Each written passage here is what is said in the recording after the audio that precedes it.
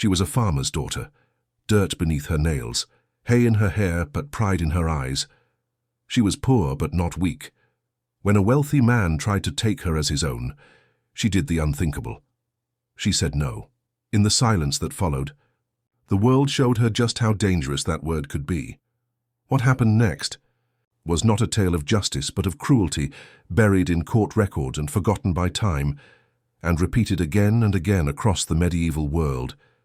This is the true story of what it meant to be a poor woman who dared to refuse. Life. As a poor peasant girl, England late 1200s. In the quiet village of West Dereham on Norfolk, England, the air smelled of livestock, smoke, and wet earth. Life was survival. For the poor, childhood ended by the age of 6. Girls were expected to haul water, milk animals, cook, and prepare for a life of obedience. Margery de la Ronde was one such girl. Her family lived in a one-room wattle and daub hut. Her father worked the land, under a feudal lord, paying taxes in crops and labour. Margery was considered nothing more than an extra pair of hands, and someday a wife to trade. But Margery was different. She was known to speak plainly and keep her eyes high. When others looked at their feet, that spirit caught the attention of a knight named Sir Thomas Ashcombe, a man in his 40s, widowed and cruel. He had land, he had soldiers, and he had power. A dangerous proposal. It began innocently, or so it seemed. Sir Thomas sent a servant to the field where Margery worked, requesting her presence. Her mother urged her to go. You do not say no to a knight.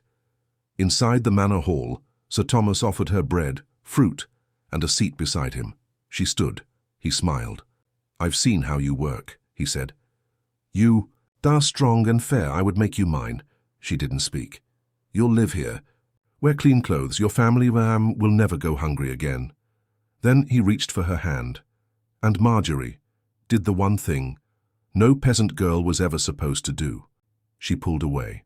I am not yours to take, she said. Sir Thomas's face turned cold. You are a peasant, he hissed. Your words mean nothing. The price of refusal. The attack. Days passed. Nothing happened at first. But on a cold morning, as Margery returned from the well, 2 of Sir Thomas's men grabbed her. She was dragged to a cart, gagged and taken to the knight's estate. There no servants intervened. No one dared stop him. They knew the price of disobedience. Margery would pay for her courage with her body and her life. There no servants intervened. No one dared. Margery's screams were muffled, her strength no match for armed men. She was locked in a small, windowless room, stone walls, straw on the floor, and a single iron latch on the door. For 3 days she was held, threatened, touched, hurt. Sir Thomas came to her the first night. He did not speak gently this time. You belong to me now, he whispered. When she fought back, he hit her. When she refused, he starved her. When she cried, he laughed. Outside, life went on. Her family was told she had left willingly, that she had been chosen for something better, in a world where poor women had no voice. That lie was easier to believe than her truth. The escape attempt. On the 4th night, a servant girl named Annis slipped Margery a key beneath a crust of stale bread. Annis was young too, just 15. She'd once been promised a better life by the same knight, and learned too late what that meant. Go, she whispered, before he returns. With trembling fingers, Margery unlocked the door. She crept through the corridor barefoot, avoiding the torchlight and the soldiers' patrol. Her heart pounded louder than her steps. Her breath caught with every creak of wood. She made it as far as the stables. That's when the dogs barked.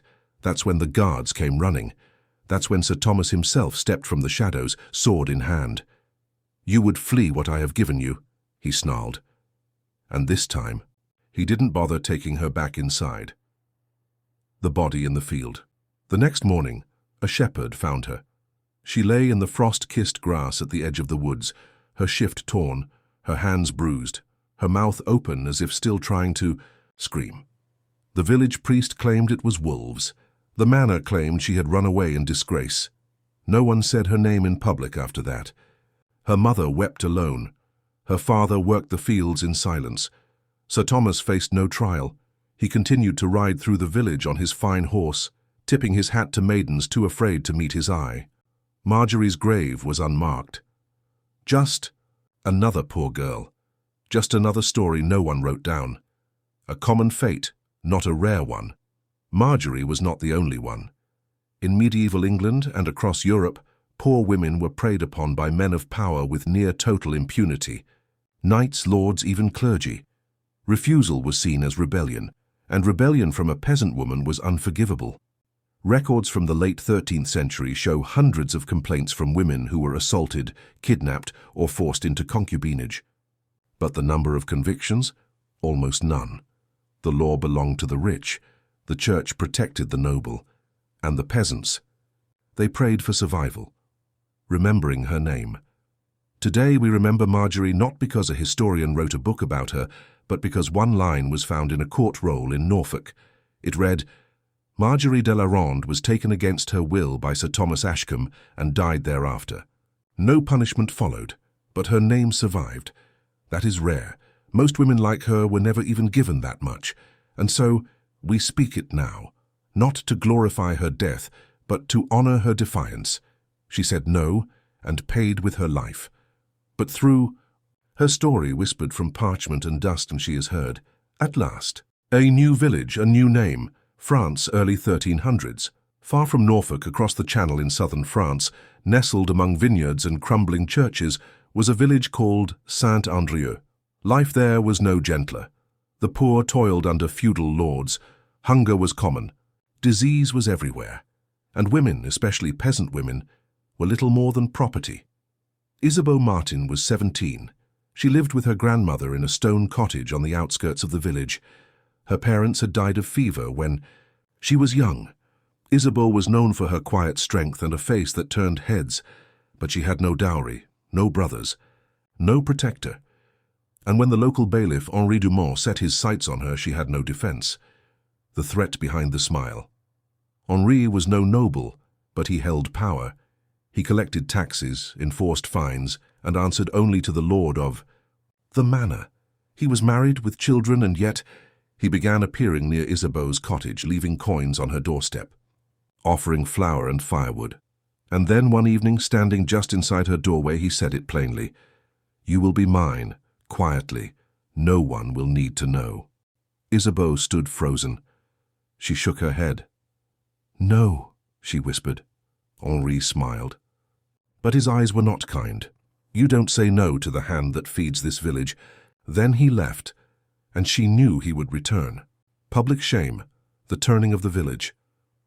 Henri didn't drag her away that night. He didn't need to. Instead, he turned the village against her. He spread rumors that she was a seductress, that she had tried to tempt him, then rejected him for sport, that she worshipped in secret with the old folk ways. Whispers turned to stares. The baker stopped serving her.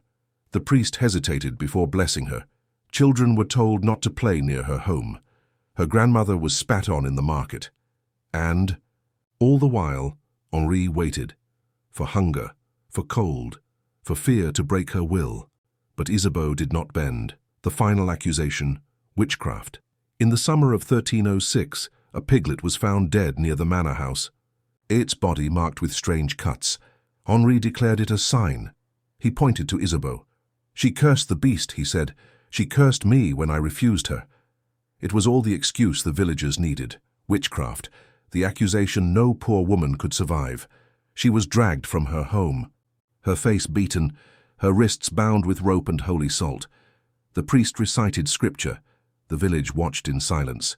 Her grandmother tried to intervene. She was struck down.